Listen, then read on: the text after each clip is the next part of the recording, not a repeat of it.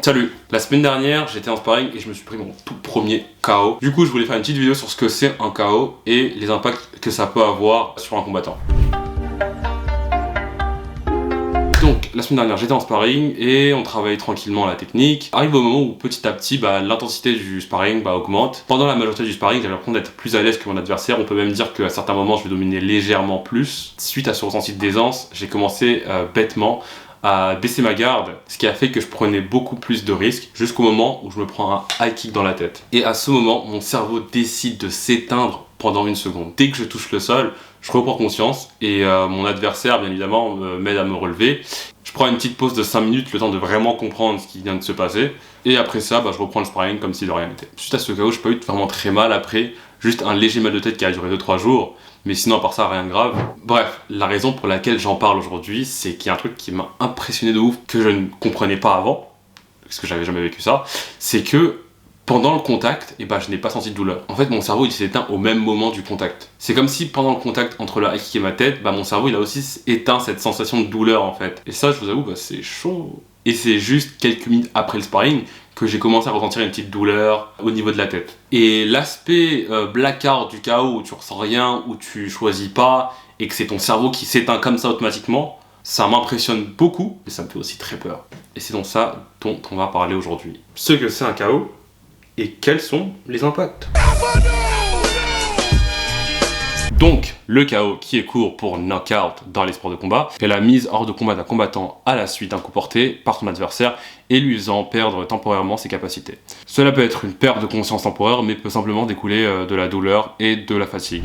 Donc, il existe deux types de cas quand tu te prends un KO. Dans le premier cas où tu te prends un coup et tu ressens une douleur atroce et que tu n'es plus physiquement capable de continuer ton combat. Et dans le deuxième cas, qui fait un peu plus peur, dans le cas où tu perds temporairement conscience suite à un coup qui fait mal, quoi. Ce qui fait pour moi très peur dans le cas d'un KO, c'est que c'est très difficile de déterminer les limites d'impact que ça peut avoir sur une personne. Parce que ça peut avoir des impacts à long terme, comme très rapidement. Bien sûr qu'après un KO, on peut très bien récupérer tous ses moyens intellectuels et moteurs. Ça peut aussi être la cause d'un très grave handicap, perdre l'usage de ses jambes, par exemple, ou bien même dans certains cas de souffrir de graves problèmes d'élocution et de comportement. Mais en tout cas, en vrai, dans la plupart des cas après un KO, le combattant concerné va plus ressentir des maux de tête, des vertiges, une vision floue, des nausées et même peut-être des troubles de l'équilibre. C'est pas moi qui le dis, c'est Wikipédia. Aussi, je vais parler des exemples dans les sports de combat, des combattants qui se sont pris des KO assez marquants.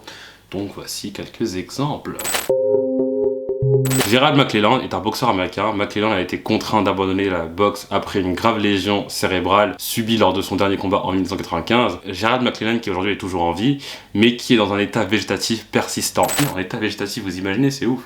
Ce qui montre vraiment les tournures de situation que peut avoir un combat sur un combattant. On reprend avec l'exemple de Prichard Colón Meléndez, un ancien boxeur professionnel portoricain qui est tombé dans le coma pendant 221 jours après son combat contre Terrell Williams en 2015, qui aussi aujourd'hui est dans un état végétatif persistant et qui a aussi partiellement perdu la vue. Donc on parle de potentiellement perdre la vue, être partiellement paralysé, de même peut-être perdre le sens de réfléchir d'une manière logique, combat professionnel ou pas, c'est chaud. Et c'est quand on voit ce genre d'exemple là qu'on se dit vraiment respect aux combattants qui eux-mêmes prennent ces potentiels risques pour une carrière. On passe au troisième exemple où dans ce cas où le boxeur a payé le prix ultime, un cas un peu plus récent, donc le cas de Patrick Day qui est décédé d'un traumatisme crânien subi lors d'une défaite par KO contre Charles Conwell suite à un crochet dans la tête pendant son combat en 2019. Donc oui, Patrick Day qui a totalement perdu sa vie pour un combat. Donc c'est très triste à entendre. Ça remet en question plein de règles par rapport au sport, donc la légitimité du sport, et est-ce que c'est quelque chose que nous, les spectateurs,